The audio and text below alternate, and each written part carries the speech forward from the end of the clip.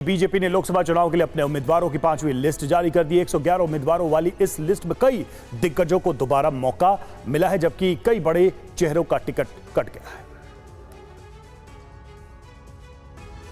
BJP ने 5वीं list में 17 राज्यों से 111 उम्मीदवारों के नामों पर मोहर लगाई। बिहार के 17, झारखंड से 3, उत्तर प्रदेश 13, ओडिशा के 18, हरियाणा के 4, राजस्थान के 7, गुजरात के 6, पश्चिम बंगाल के 19, हिमाचल प्रदेश के 2, महाराष्ट्र के 3, आंध्र प्रदेश से 6, गोवा के 1, तेलंगाना के 1, कर्नाटक से 4, केरल के 4, सिक्किम के 1 और मिजोरम के 1 उम्मीदवार शामिल हैं। बीजेपी की 5वीं लिस्ट में कई मशहूर चेहरों पर भी दांव आजमाया गया है, तो वहीं पार्टी के कई नेताओं को फिर से मौका मिला है। हिमाचल प्रदेश की मंडी सीट से फिल्म अभिनेत्री कंगना रनौत को उम्मीदवार बनाया गया है। बिहार में एनडीए में हुए सीटों के बंटवारे के बाद बीजेपी ने अपने कोटे की सभी 17 सीटों पर उम्मीदवारों के नामों का ऐलान कर दिया। बिहार के बक्सर सीट से केंद्रीय मंत्री अश्विनी चौबे का टिकट काटकर मिथिलेश तिवारी को उम्मीदवार बनाया गया है। सासाराम से छेदी पासवान की जगह शिवेश राम को टिकट दिया, जबकि बेगूसराय से केंद्रीय मंत्री गिरिराज सिंह, पटना साहिब से रविशंकर प्रसाद, पाटलिपुत्र सीट रामकृपाल यादव और उजियारपुर से केंद्रीय मंत्री नित्यानंद राय को दोबारा मौका दिया गया है। और हिमाचल प्रदेश की मंडी सीट से कंगना रनौत को मैदान में उतारकर बीजेपी ने अपना पासा फेंक दिया है, क्योंकि कांग्रेस ने अभी यहां से उम्मीदवार घोषित नहीं किया है। पार्टी ने मेरठ से टेलीविजन के राम कहे जाने वाले अभिनेता अरुण गोविल को टिकट दिया है। बॉलीवुड अभिनेत्री कंगना रनौत की राजनीति में एंट्री हो गई। बीजेपी ने कंगना को हिमाचल प्रदेश में कांग्रेस के गढ़ रहे मंडी से मैदान में उतारा। खास बात यह भी है कि मंडी लोकसभा क्षेत्र कंगना की जन्मस्थली है, लिहाजा यहां से टिकट पाकर वो बेहद खुश हैं। बीजेपी की 5वीं लिस्ट में कंगना का नाम आने के बाद उन्होंने सोशल मीडिया पर पार्टी का आभार जताते हुए कहा, मेरे प्यारे भारत और अपनी पार्टी भारतीय जनता पार्टी को मैं हमेशा बिना शर्त के समर्थन करती रही हूँ। आज बीजेपी के शीर्ष नेतृत्व में मुझे मेरे जन्मस्थान हिमाचल प्रदेश के मंडी लोकसभा सीट से उम्मीदवार घोषित किया है। मैं इस प्यार और विश्वास को जताने के लिए बीजेपी हाईकमान के प्रति आभार व्यक्त करती हूँ। खास बात यह है कि मेरठ से जीत की हैट्रिक लगाने वाले राजेंद्र अग्रवाल की जगह बीजेपी ने टेलीविजन के राम कहे जाने वाले अभिनेता अरुण गोविल को टिकट दिया है। टिकट मिलने के बाद अरुण गोविल ने भी कहा कि पीएम नरेंद्र मोदी और चयन समिति का आभार, जिन्होंने मुझे मेरठ से उम्मीदवार बनाया। मैं भारतीय जनता पार्टी के विश्वास और जनमानस की अपेक्षाओं पर खरा उतरने की कोशिश करूंगा। और मंडी से टिकट मिलने के बाद कंगना रनौत ने पीएम मोदी, बीजेपी के अध्यक्ष जेपी नड्डा को धन्यवाद दिया और देश को होली की शुभकामनाएं दी। सुनिए। आपके सारे दर्शकों को बहुत बहुत शुभकामनाएं होली की। और ये मेरा सौभाग्य है। देखिए, ये मेरी जन्मभूमि है और मेरी जन्मभूमि ने मुझे वापस बुलाया है। मेरे अपनों ने, मेरे लोगों ने मुझे वापस बुलाया है और मैं उनकी, अगर मुझे चुनेंगे, मैं उनकी सेवा में तत्पर रहूँगी। इसमें कोई दो राय नहीं है। मैं एकदम भाव विभोर हूँ। आप समझ सकते हैं कि मेरे लिए और मेरे परिवार के लिए कितना भावनात्मक ये दिन है। हमारे जो राष्ट्र प्रेसिडेंट हैं जेपी नड्डा जी, जो कि हमारे हिमाचल से ही हैं, उनका मैं दिल से आभार व्यक्त करती हूँ। अनुराग ठाकुर जी ने भी मेरा बहुत सहयोग दिया है। हमारे जो एक्स सीएम हैं जयराम ठाकुर जी, वो भी मेरा बहुत अच्छा मार्गदर्शन करते हैं। हमारे जो होम मिनिस्टर जी हैं अमित जी, वो मेरा बहुत अच्छा मार्गदर्शन करते हैं। मैं उनकी सदैव आभारी हूँ। और हमारे यशस्वी प्रधानमंत्री जो हैं, उनकी कृपा है हम पर, जो आज हमें ये इतनी बड़ी रिस्पॉन्सिबिलिटी जो मिली है, तो हम सबका धन्यवाद करते हैं। और बीजेपी की 5वीं लिस्ट में यूपी से 13 नामों का ऐलान किया गया। इसमें रामायण सीरियल में भगवान राम की भूमिका निभाने वाले अभिनेता अरुण गोविल को भी टिकट दिया गया है, जबकि गाजियाबाद से मौजूदा सांसद और केंद्रीय मंत्री जनरल वीके सिंह का टिकट इस बार कट गया है।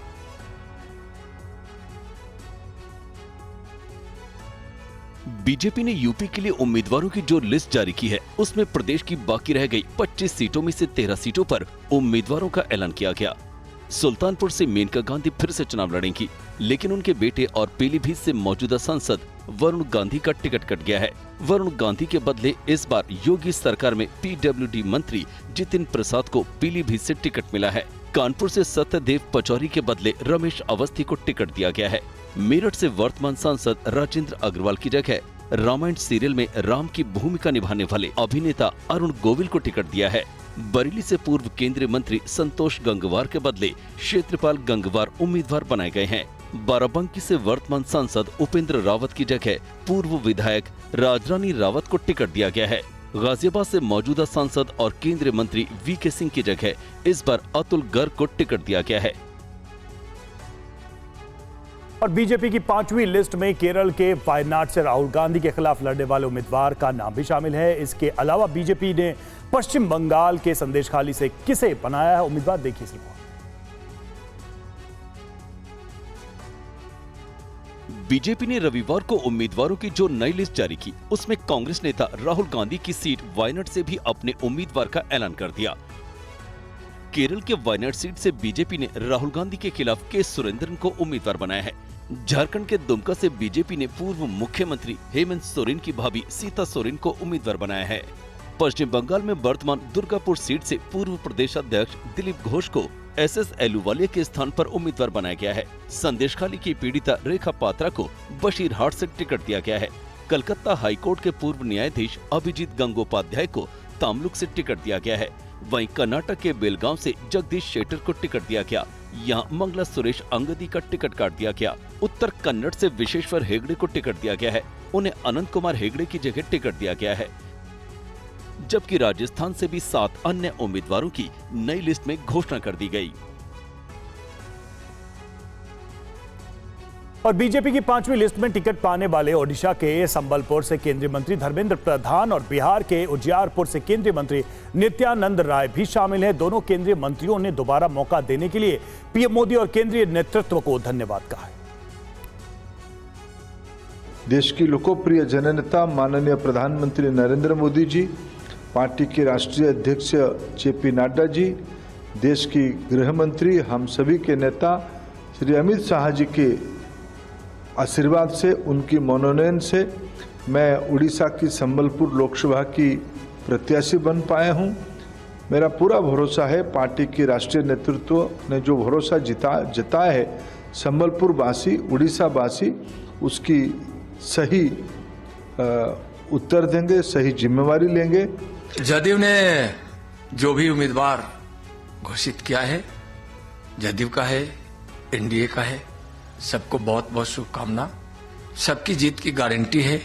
जिस प्रकार से मोदी जी के विकास की गारंटी है, जो वादा करते हैं उसको पूरा करने की गारंटी है, आत्मनिर्भर भारत बनाने की गारंटी है, देश से गरीबी मिटाने की गारंटी है, उसी तरह से एनडीए के प्रत्याशियों की जीत की गारंटी है।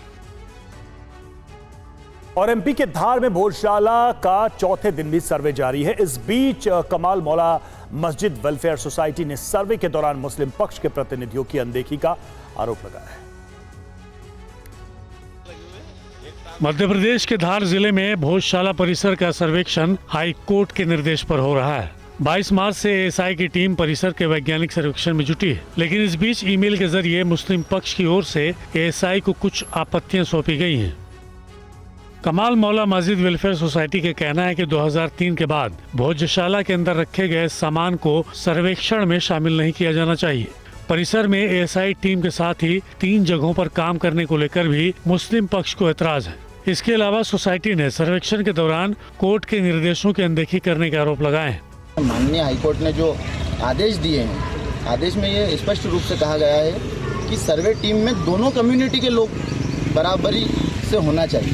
तो मुझे नहीं लगता कि दोनों कम्युनिटी के लोग उसमें हैं। इससे पहले 11 मार्च को हाईकोर्ट ने एएसआई को 6 हफ्ते के भीतर भोजशाला परिसर का वैज्ञानिक सर्वे कर रिपोर्ट दाखिल करने के आदेश दिए थे। धार भोजशाला को लेकर हिंदू पक्ष का दावा है कि ये मां सरस्वती का मंदिर है, वही मुस्लिम समुदाय इसे कमाल मौला मस्जिद कहता है।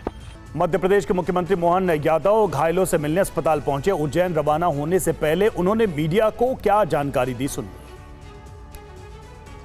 गर्भगृह में उज्जैन महाकाल मंदिर में जो चांदी की दीवार लगी रहती है, जो पर्दे रहते हैं, उसको कपड़े से ढक करके रंगों से वो खराब नहीं हो जाए, इसका गर्भगृह में प्रबंधन करते हैं। इस वहीं आरती के बाद जब ये गुलाल डाला गया तो वो आरती से थाली पलटी है या कपूर भपक गया केमिकल से, वो पता नहीं क्या कारण रहा है। तो अंदर गर्भगृह के पुजारी हमारे घायल हुए हैं, तो उन पुजारियों से मिलने के लिए मैं पहले इंदौर जा रहा हूँ और फिर उज्जैन जा रहा हूँ। सभी ने कहा कि आप चिंता करिए और भगवान सबको स्वस्थ करे, क्योंकि ये बड़ी घटना टली है। भगवान ने बचाया बाल बाल, बड़ा भी हो सकता था, क्योंकि ये एकदम अंदर से जो चांदी के अंदर पर्दे के साथ लगी हुई जो दीवार रहती है उसको बचाने के चक्कर में मैंने लेकिन इसकी जुडिशली जांच के लिए कलेक्टर से कहा है इसकी न्यायिक जांच कराए और दोबारा ऐसी कभी घटना नहीं हो। लेकिन मैं घायलों से मिलने के लिए। और होली के मौके पर दिल्ली के अलीपुर में भी आग की लपटों ने जमकर तबाही मचाई। अलीपुर इलाके में लगी भीषण आग से कई गोदाम में रखे लाखों का सामान जलकर खाक हो गया। देखिए रिपोर्ट। ये दोनों फैक्ट्रियों में आ गए। दिल्ली के अलीपुर में लपटों का तांडव। फैक्ट्री के गोदाम में भीषण आग। फैक्ट्रियां हैं, इन दोनों में आग लगा है और ये ऑयल फ्लोट कर रहा है यहाँ पे। आसमान में फैला धुएं का गुबार। इस गोदाम में एगो पीछे गोदाम। दिल्ली के अलीपुर इलाके में जब लोग होली की खुमारी में डूबे हुए एक फैक्ट्री के गोदाम में भीषण आग लग गई। देखते ही दिखते आग की लपटों ने आसपास के कई गोदाम को अपनी जद में ले ली। ये ऑयल फ्लोट कर रहा है यहाँ पे। स्थानीय लोगों के मुताबिक सबसे पहले जिस गोदाम में आग लगी उसमें फ्रिज, एसी, टेलीविजन और आरओ जैसे महंगे सामान रखे हुए थे। इसके बाद आग की लपटों ने कपड़े के गोदाम को अपनी जद में लिया और पूरे इलाके में हड़कंप मच गया। आग इतनी भीषण थी कि उसके धुएं का गुबार काफी दूर तक आसमान में उड़ता हुआ दिखाई दिया। हालांकि खबर मिलते ही दमकल की 25 से ज्यादा गाड़ियां मौके पर पहुंची और राहत के काम में तेजी लाई गई। लेकिन आसपास के इलाके में पानी के पुख्ता प्रबंध न होने से दमकल विभाग को खासी मशक्कत करनी पड़ी। हम जितनी भी जो गाड़ियां हैं हमारे पास में लेटेस्ट है, चाहे रोबोट है या दूसरे हमारी आर्टिकुलेटेड आर्म जो वाटर टावर है, वो हमने सब इस्तेमाल कर रहे हैं और इसको बुझाने की जल्दी से जल्दी कोशिश हम कर रहे हैं। फिलहाल आग की वजहों की पुख्ता जानकारी नहीं है, लेकिन शॉर्ट सर्किट से आग की आशंका जताई जा रही है। और दिल्ली के अलीपुर इलाके में लगी आग से भारी नुकसान हुआ है। एक गोदाम में लगी आग देखते ही देखते कपड़े के गोदाम में फैल गई। देखिए रिपोर्ट। तस्वीरों में देखिए साफ किस तरह से यहाँ पर जो गोडाउन है अलीपुर का, ये 3 गोडाउन है। दरअसल एक जो है वो रिफाइंड ऑयल का गोडाउन है, जो दूसरा है वो वेयर हाउस है और उसके अलावा अगर मैं बात करूँ तो तीसरा कपड़े का है। तो तीनों ही गोडाउन में आग लगी है और आग बहुत ज़्यादा भयंकर आग है।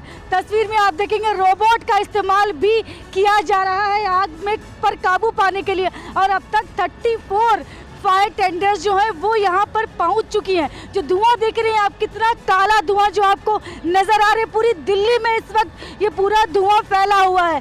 इस धुएं ने पूरे दिल्ली को घेर लिया है। तो ये आग जो है बहुत भयंकर आग है। तस्वीरों में देखिएगा कितनी तेज आग है और इस पर काबू पाने के लिए सबसे पहले 24 फायर टेंडर्स यहाँ पर भेजी गई थी, लेकिन उससे कुछ काम नहीं बना। तब फिर यहाँ पर 34 फायर टेंडर्स यहाँ पर पहुँच चुकी हैं इस वक्त और रोबोट का भी इस्तेमाल हो रहा है।